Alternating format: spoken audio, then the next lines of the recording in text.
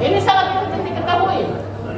Tidak akan bisa selesai masalah di Indonesia ini tentang kematian ibu kalau tidak KB. Itulah keyakinan.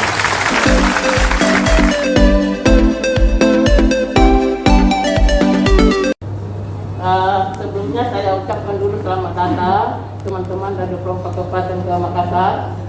Walaupun sebenarnya dalam masa pandemi sekarang, tapi masih tetap ada tatap muka. Yang saya lihat ini kelihatannya jaraknya tidak terpenuhi ya. Pakai masker sudah tapi jarak yang tidak. Mudah-mudahan tidak terjadi apa-apa sampai kita pulang rumah ke tempat tugas masing-masing. Baik,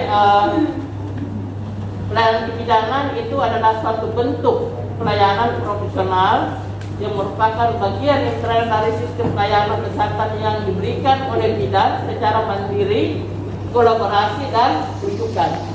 Jadi bidan itu punya 3 tugas penting. Ada tugas mandiri, ada tugas kolaborasi, dan tugas merujuk. Kenapa sampai bidan bisa membuka praktek mandiri bidan? Karena kita punya tugas mandiri, di mana bidan boleh melakukan tugasnya sebagai tugas mandiri kalau itu dalam keadaan normal. Tetapi kalau ada masalah yang menyertai, maka kita harus melakukan kolaborasi dan perlu melakukan satu rujukan. Nah, kemudian praktek kebidanan adalah kegiatan pemberian pelayanan yang dilakukan oleh bidan dalam bentuk asuhan kebidanan. Jadi jangan salah tafsir di sini bahwa kok bidan sama dengan dokter. Enggak. Walaupun kita sama-sama dalam pelayanan kebidanan, utamanya dokter OB, tapi kita di sini adalah asuhannya. Kalau dokter itu adalah tindakannya. Dan itu sudah diatur pada Undang-Undang Kebidanan Nomor 4 bahwa bidan hanya boleh memberikan pelayanan dalam batas normal. Setelah masuk dalam komplikasi, itu sudah merupakan wewenang seorang dokter. Nah, asuhan kebidanan ini diatur pada Permen 28, yaitu standar asuhan 938, dan jelas ada, dan kita tidak boleh keluar daripada standar tersebut. Nah, apa tugas dan wewenang bidan? Jadi ini yang termasuk peran, ya. Jadi tugasnya bidan itu adalah pelayanan kesehatan ibu, pertama, pelayanan kesehatan anak, dan pelayanan kesehatan reproduksi dan KB. Kalau dulu kita kenal pelayanan kesehatan ibu dan anaknya tuh, ya. Kemudian ada pelayanan KB dan kesehatan reproduksi, kemudian yang ketiga adalah pelayanan kesehatan masyarakat. Sekarang menjadi 3, tetapi pelayanan masyarakat tidak ada di sini, digantikan oleh pelayanan kesehatan reproduksi, dan ibu serta anak itu berpisah karena masing-masing punya ya asuhan yang sangat penting oleh seorang bidan. Kemudian ada lagi pelayanan tambahan harus dilakukan oleh bidan, itu pelaksanaan tugas berdasarkan pelimpahan wewenang dari dokter ke bidan, ya sesuai dengan kompetensinya bidan. Jadi tidak semua hal-hal yang dilakukan dokter itu kalau memang tidak ada dokternya di tempat, maka bidan boleh melakukan, tetapi dengan satu pelimpahan tugas secara tertulis. Dan yang menjadi tanggung jawab tentang dalam hal ini adalah dokter terus memberikan pelimpahan. Kemudian ada lagi pelaksanaan tugas dalam waktu-waktu atau tempat tertentu. Misalnya sekarang ada di desa adalah bidan, tidak ada dokter di sana, tidak ada siapa di sana, maka itu adalah pelaksanaan tugas yang diberikan, yang jadi delegatifnya dari pemerintah pusat ataupun daerah ke seorang bidan dengan diberikan tanggung jawab penuh kepada bidan tersebut. Tapi kapan sudah ada dokter di sana, maka ini sudah tidak berlaku lagi. Jadi hanya untuk sementara kalau tidak ada dokternya. Ya, nah, ini peran bidan. Saya kira dari dulu kita tahu bahwa peran bidan itu 4. Peran sebagai pengelola, peran sebagai pelaksana, peran sebagai pendidik dan peran sebagai peneliti. Nah, ditambah lagi Satria itu berperan sebagai penyuluh dan konselor. Ini sangat penting, ya. Karena sekarang tidak boleh lagi ada sesuatu yang kita lakukan tanpa konseling.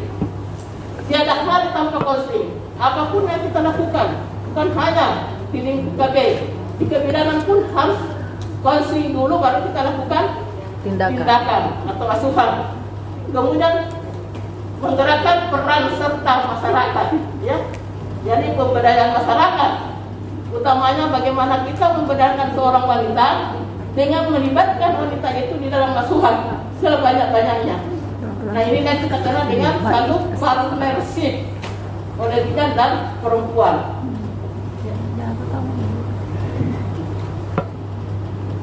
Pelayanan kesehatan ibu, ya, jadi tadi ada pelayanan kesehatan ibu yang pertama itu diatur pada Undang-Undang Kebidanan Nomor 4 Tahun 2019. Pertama, memberikan asuhan kebidanan pada masa sebelum hamil atau dikenal dengan prahamil. Kemudian yang kedua, memberikan asuhan kebidanan pada masa kehamilan normal. Lihat normalnya, ya. Yang ketiga, memberikan asuhan kebidanan pada masa persalinan dan menolong persalinan normal. Yang keempat, memberikan asuhan kebidanan pada masa nifas, tentu yang normal juga, dan melakukan pertolongan pertama kegawat daruratan ibu hamil, bersalin, nifas, dan rujukan. Ya, jadi sini ada namanya PPGDON, pertolongan pertama gawat darurat obstetri neonatal. Jadi bidan di satu desa di mana tidak ada dokternya, maka dapat memberikan satu pertolongan pertama sebelum melakukan rujukan. Contohnya masang infus. Jangan sampai kita merujuk tanpa infus, karena itu merupakan satu pertolongan pertama yang kita harus lakukan. Nah, untuk itu diharapkan kalau bisa barangkali dikoordinir untuk pelatihan PPGDON. Karena dalam PPGDON itu akan dilatih tentang bagaimana kalau terjadi perdarahan, bagaimana kalau terjadi preeklampsia dan sebagainya. Tapi hanya dalam pertolongan pertama, setelah itu merujuk. Ya. Melakukan deteksi dini kasus resiko dan komplikasi pada masa kehamilan, persalinan, pasca persalinan, peserta asuhan, pasca guguran, dan dilakukan rujukan. Jadi di sini bidan dituntut lebih menguasai pengetahuan, ya. Jadi knowledge dan skill perlu diketahui untuk mendeteksi, bukan melakukan tindakan. Hanya mendeteksi secara dini, hanya komplikasi, supaya kita dapat merujuk komplikasi tersebut sebelum terjadi komplikasi. Begitu ada tanda-tanda komplikasi, rujuklah pasien, karena ibunya masih dalam keadaan optimal. Artinya kalau kita rujuk, ibu itu masih bisa berkomunikasi, masih bisa jalan, masih sadar, sehingga jangan kita merujuk pada saat sudah terjadi komplikasi. Itu terlambat, bisa-bisa tiba di tempat rujukan tidak bisa tertolong lagi. Jangan sampai kita dijawab sebagai bidan perujuk calon mayat, ya, tiba di tempat rujukan meninggal. Tapi rujuklah secepat mungkin, dan di sini dituntut pengetahuan, keahlian bidan di dalam mendeteksi secara dini adanya tanda-tanda komplikasi. Nah, apa lingkup pelayanan bidan di dalam keluarga berencana? Pelayanan KB pertama itu adalah konseling, ya. Konseling sangat penting, karena dengan konseling pasien yang tidak tahu calon serta tidak tahu menjadi tahu, dan kalau dengan konseling dapat menentukan pilihannya sesuai dengan kondisi kesehatannya yang kita telah sampaikan. Dia kan tidak tahu bagaimana kondisi kesehatannya sekarang ini. Kalau kita tidak sampaikan, tidak tahu apakah ini cocok pilihannya dengan kondisi kesehatannya.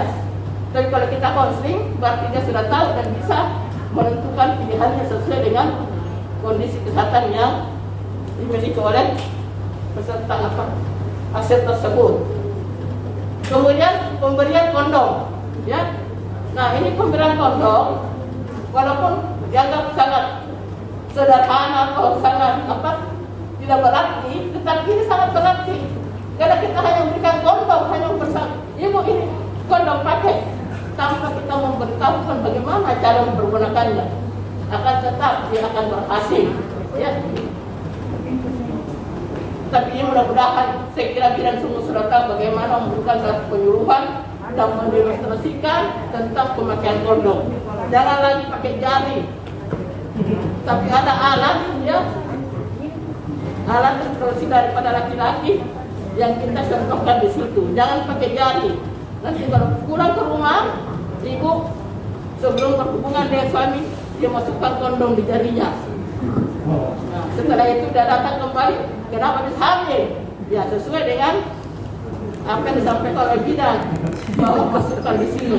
Nah, ya, karena tidak semua masyarakat yang kita dapat itu orang yang berpendidikan. Ya. Kemudian pelayanan, ya, pelayanan apa yang ada di bidan? Semua pelayanan kontrasepsi kecuali operasi yang tidak dilakukan. Mulai dari kondom, pil, suntikan, implan, AKDR itu boleh diberikan oleh bidan. Kecuali operasi, ya, IMOW ataupun IMOP. Ya. Nah, kita lihat bagaimana pelayanan kesehatan reproduksi perempuan dan KB. Nah, tentu ini ada yang penting yang kita sampaikan adalah KID, yaitu komunikasi, informasi dan edukasi. Ini sangat penting, ya. Jangan langsung memberikan satu pelayanan tanpa ada KIE, ya. Harus ada KIE dulu, diawali dengan ini, baru kita masuk dalam konseling, baru kita memberikan pelayanan. Karena adanya KIE dan konseling ini mengurangi rasa penyesalan akseptor tersebut setelah mempergunakan alat kontrasepsi, karena dia sudah tahu apa manfaatnya, apa bahayanya. Makanya untuk menyampaikan hal ini, tolong ibu-ibu bidan, sampaikanlah keuntungan dan keterbatasan.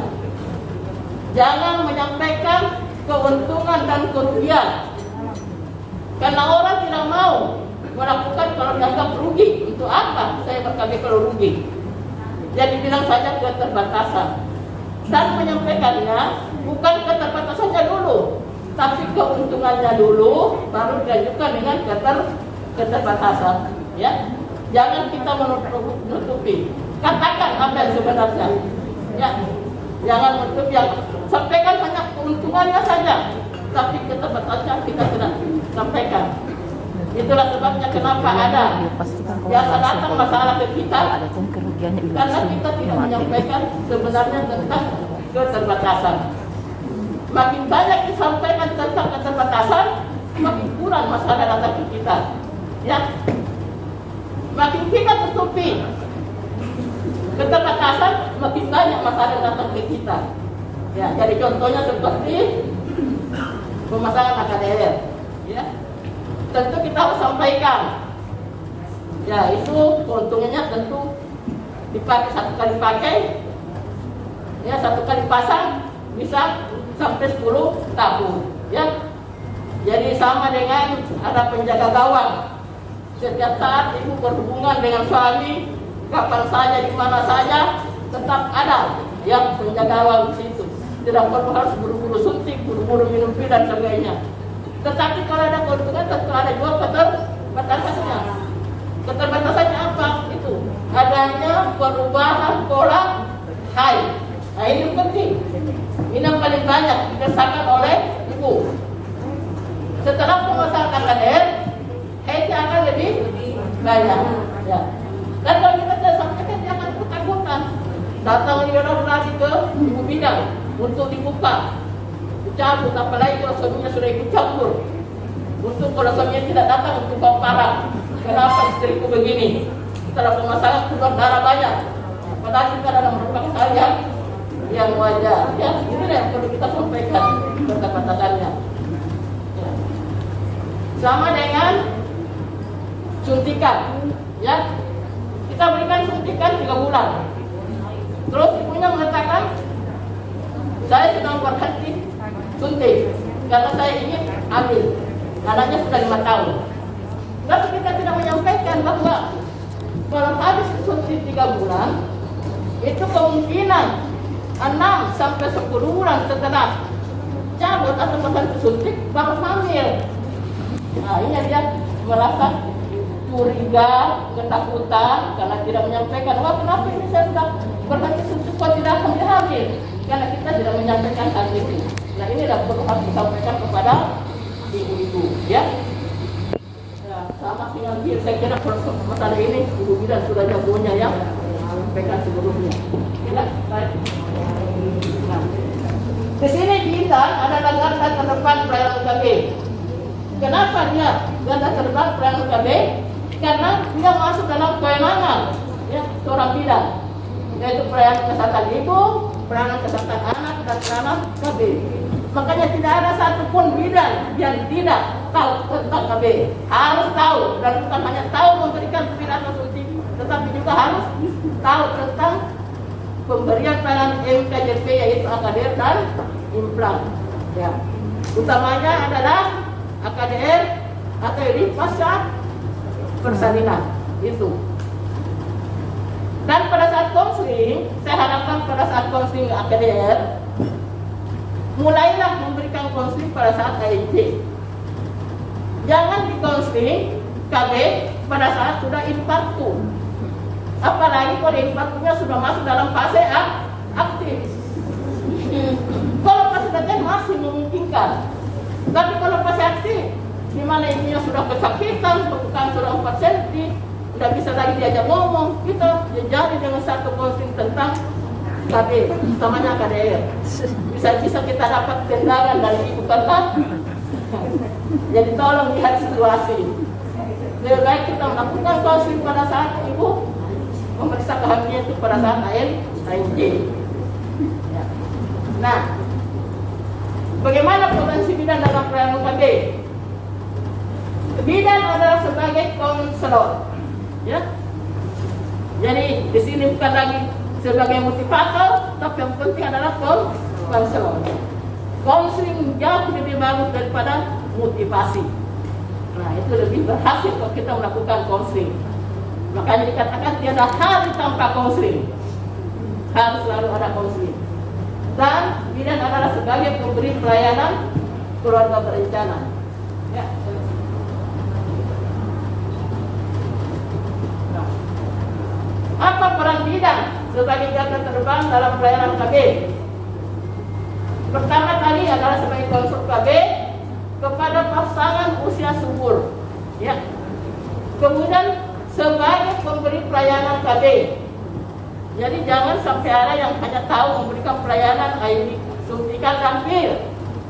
Begitu pasien datang memasang AKDR, hanya karena bidannya belum mampu dan mungkin belum pernah ikut pelatihan, dia mengatakan bahwa aduh ibu kebetulan AKDR-nya habis.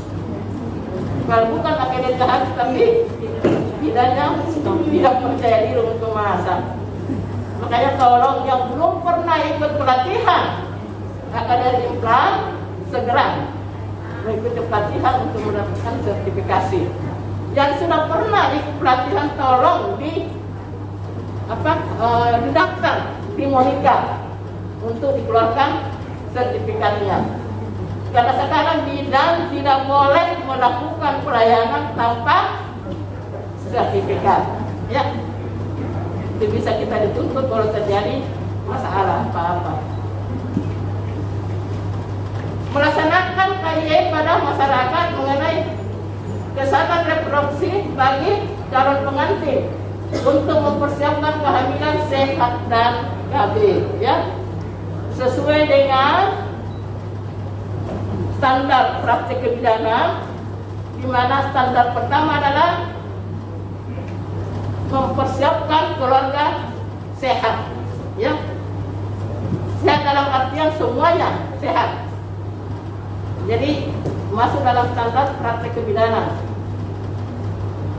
Mempromosikan KB, terutama KB pasca persalinan pada saat ANJ. Nah ini ya, jadi sudah ANJ sudah harus mempromosikan. Jangan sudah ibu masukin kartu, kalau bersalin baru kita promosikan. Dia tidak akan dengar. Melaksanakan pencatatan dan pelaporan secara optimal. Ya, harus mendokumentasikan. Apa yang kita lakukan harus didokumentasikan. Ya. Tulislah apa yang Anda lakukan. Dan lakukanlah apa yang Anda catat. Ya. Jadi jangan mencatat padahal tidak melakukan. Jangan melakukan padahal tidak dicatat. Nah ini penting. Kalau banyak kasus-kasus terjadi hanya karena dokumentasi. Ya.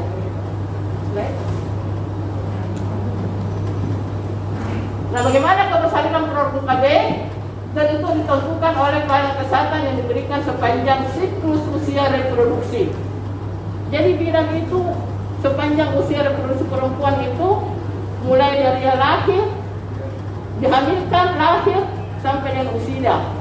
Makanya ada istilah di dalam kebidanan dikatakan bahwa bidan di dalam melaksanakan tugasnya mulai dari keluar lubang sampai masuk lubang. Ya.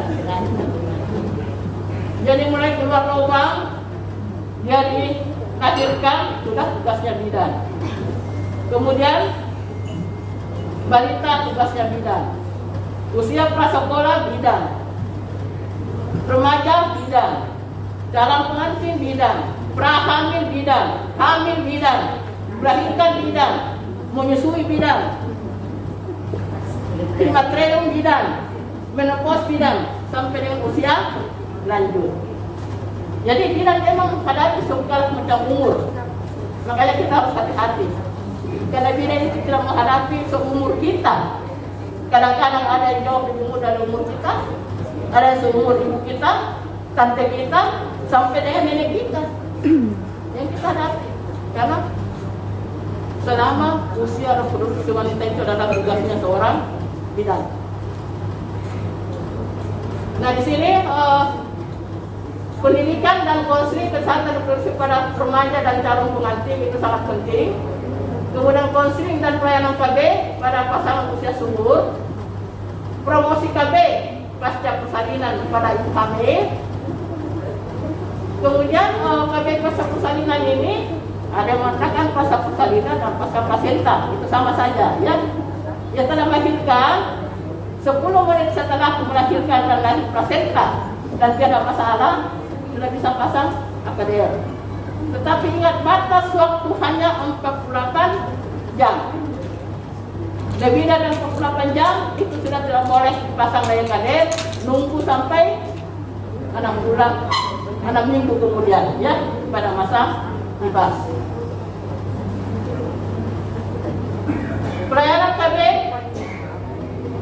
Pelayanan KB interval, ya ini interval datanya antar kedua kehamilan. Ya, misalnya KB setelah 6 minggu. Nah itu yang maksudnya dengan interval. Bagaimana peningkatan program KB?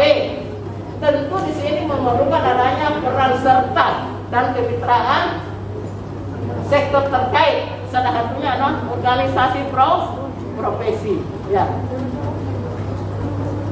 Sampai ke organisasi profesi, yaitu IBI. IBI ini adalah merupakan organisasi profesi yang anggotanya adalah semua wanita, tidak ada laki-laki. Ya. Semua wanita. Makanya dia dikatakan juga adalah masuk organisasi perempuan. Karena kita ada di dalam GW atau DKW ya, atau KOANI. Dan kita juga merupakan organisasi kesehatan kemasyarakatan. Karena banyak tugas bidan adalah sosial masyarakatan ya. Tidak selamanya harus memungut biaya. Kita lihat daripada situasi pasien tersebut. Nah kemudian untuk di Indonesia wadahnya dikatakan Ikatan Bidan Indonesia. Dan juga ada ikatan bidan seluruh dunia, bukan hanya di Indonesia, yang dikenal dengan International Confederation of Midwives (ICM). Kita juga masuk di dalamnya. Nah, kapan berdirinya GIMI ini? Yaitu tepat pada tanggal 24 Juni 1951. Jadi sekarang sudah umur berapa? Sudah 70 tahun ya. Kalau manusia sudah menular, ya. Artinya diharapkan bahwa anggotanya sudah pada matang semua dengan satu pengalaman. Nah, ini proporsi tenaga pemeriksa kehamilan HIJ pada perempuan umur 10 sampai 50 tahun pada tahun 2018. Kita lihat, yang paling banyak adalah oleh bidan, 85%. Perawat tidak ada, dokter kandungan 14%, dan dokter umum adalah 1%. Jadi ini dominasi oleh bidan, ya.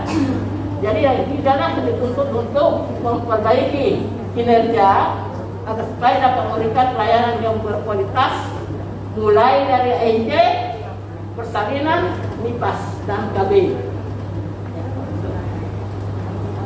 Nah, ini distribusi pendonor persalinan pada perempuan umur 10 sampai 54 tahun, yang didominasi juga adalah oleh bidan. Pendonor persalinan oleh bidan itu 93,1%. Nah, kita lihat yang non tenaga kesehatan 28,9 itu masih di dalamnya dukun, ya. Sebenarnya sekarang tidak boleh lagi ada dukun, tetapi untuk di Indonesia masih tetap ada, yang seharusnya tidak boleh ada lagi. Ini tertuang di dalam Making Pregnancy Safer pada 3 kata kunci untuk menurunkan angka kematian ibu. Kunci pertama adalah setiap persalinan harus ditolong oleh tenaga kesehatan yang terampil. Nah, siapa itu tenaga kesehatan yang terampil? Tapi terampil dalam hal menolong persalinan, bukan terampil dalam segala hal, ya, yaitu bidan dan dokter. Jadi kenapa hanya bidan dan dokter yang dilatih tentang asuhan persalinan normal? Karena ini yang dianggap sebagai bidan yang terampil dalam menolong persalinan. Ya. Kemudian yang kedua, bahwa setiap kedaruratan harus segera mendapatkan pelayanan adekuat.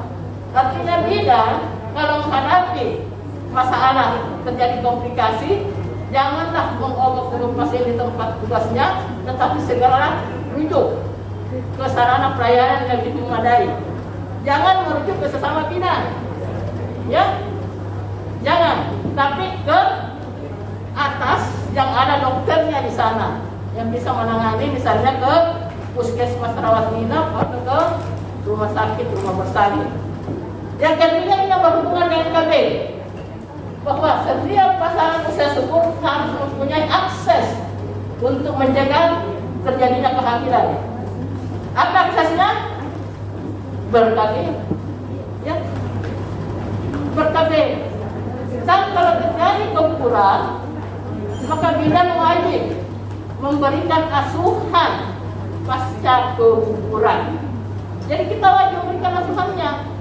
Tapi bukan wajib menggugurkan, ya. Karena kalau menggugurkan itu adalah perbuatan yang ilegal dan tidak sesuai dengan standar profesi kita. Karena kita bisa dituntut 10 tahun penjara dan denda 1 miliar rupiah. Itu tertuang pada Undang-Undang Kesehatan Nomor 36 Tahun 2009. Ya.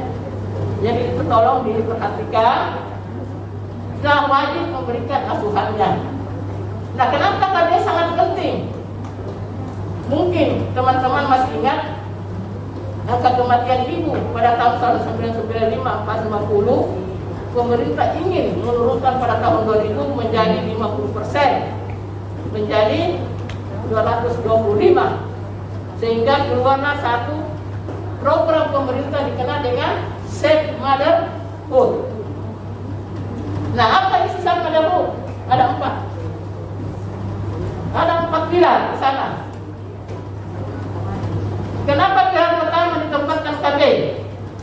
Karena pada saat itu angka kematian ibu disebabkan karena perdarahan. Perdarahan pada saat apa? Pada saat persalinan. Tidak terhitung perdarahan pada kecelakaan. Yang dihitung adalah perdarahan kehamilan dan persalinan. Jadi supaya tidak berdarah, jangan melahirkan, ya kan? Supaya tidak melahirkan, jangan hamil, ya. Supaya tidak hamil, berkabung. Jangan mengatakan supaya tidak hamil, jangan berhubungan suami istri. Ini sangat penting diketahui. Tidak akan bisa selesai masalah Indonesia ini tentang kematian ibu kalau tidak KB. Itulah pilihan pertama. Ya. Apalagi sekarang ini yang mendominasi penyebab kematian ibu itu masih berdasarkan pasca persalinan. Ya. Nah ini proporsi persalinan pada perempuan. Ya, kita lihat. Nah sini di rumah masih ada 16%, tapi mudah-mudahan sesaat tidak ada lagi ya, karena semua persalinan diarahkan ke paskes dan ada lagi tolong di rumah. Saya tak tahu daerah apa apakah masih seperti itu, tapi mudah-mudahan tidak ada lagi. Kemudian untuk rumah sakit pemerintah masih ada 15%, swasta 18%, klinik 5%. Puskesmas atau pustu dan puskesmas ini 12%, praktek dokter mandiri ya itu 1%, dan ini yang banyak adalah PMB, praktek mandiri bidan. Mungkin ada di antara bapak-bapak, kok ada lagi PMB? Dulu yang kita kenal adalah BPS. Ya, dulu memang bidan praktek swasta, kemudian berani menjadi bidan praktek mandiri. Sekarang harus menjadi praktek mandiri bidan karena harus tempatnya dulu agar supaya dapat melancarkan MOU antara praktek mandiri bidan dengan BPJS. Ya. Mudah semua sudah ada MOU-nya dengan BPJS ya. Nah ini proporsi penggunaan alat kontrasepsi setelah persalinan ya. Jadi kita lihat suntikan yang terbanyak termasuk di Sulawesi Selatan. Ini mendominasi suntikan. Suntikan berapa? Suntikan yang 3 bulan. Ya. Nah, kita tahu suntikan ada 3 bulan, ada 1 bulan. Ya. Kemudian ini tidak menggunakan, masih ada 27,1%. Mungkin dia tidak menggunakan narkoba, dia pakai tradisional ya, apakah itu seragam terputus atau mungkin pakai sistem selender ya. Dan ini AKDR masih 6,6, PIN masih lebih tinggi daripada AKDR. Mudah-mudahan yang lainnya KB pasca persalinan itu akan lebih meningkat pemakaian AKDR. Nah, sumber pelayanan KB kita lihat di sini ada pemerintah, ada swasta, ya. Jadi yang pemerintah ini 34%, kemudian yang swasta ini masih termasuk beberapa proses termasuk praktek mandiri bidan. Ya, right? Nah ini penggunaan KB setelah persalinan.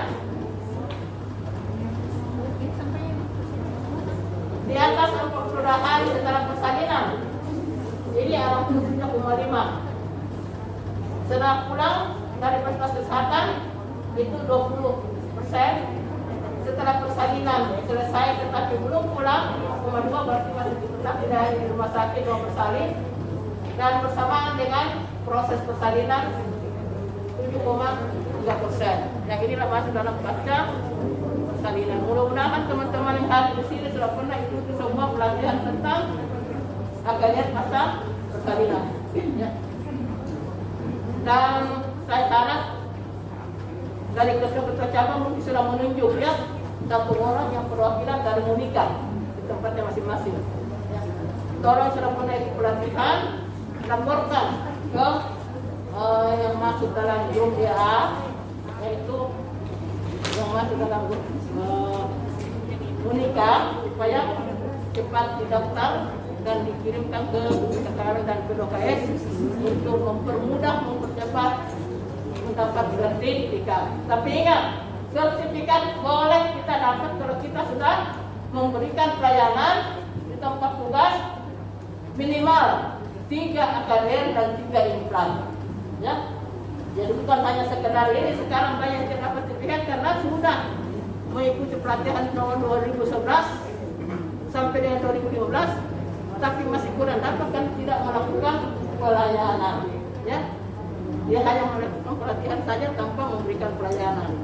Ibu-ibu bidan, tolong kalau sudah ikut pelatihan jangan dibiarkan begitu saja tanpa dilakukan ini. Pasien kan akan hilang, ya, hilang ilmunya dan skillnya karena tidak sama dengan apa yang kita dapatkan di Manikin, ya, di model dengan kalau kita langsung memasang di pasien.